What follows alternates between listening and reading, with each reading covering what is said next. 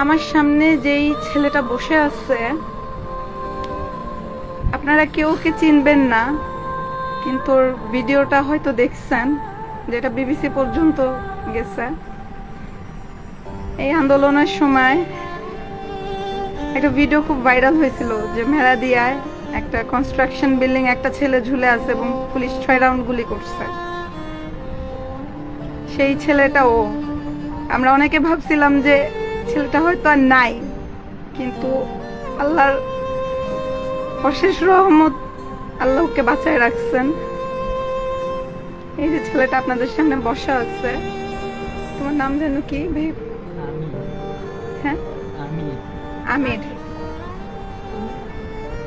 ওর নাম আমির হোসেন। এই যে ওর এই 2 পায়ে গুলি লাগছিল। ও এখানে ফুকুর বাসায় থাকে।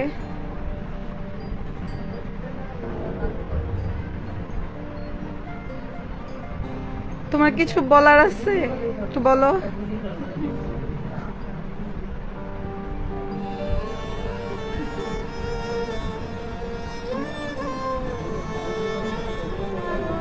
আমি জানতাম না যে আল্লাহকে বাঁচায় রাখছেন।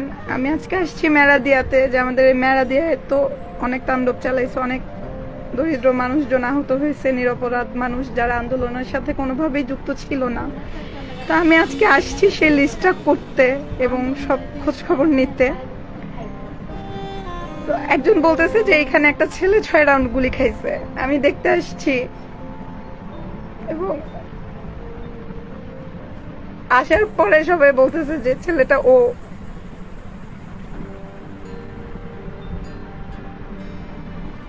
আলহামদুলিল্লাহ, আল্লাহকে বাঁচায় রাখছেন।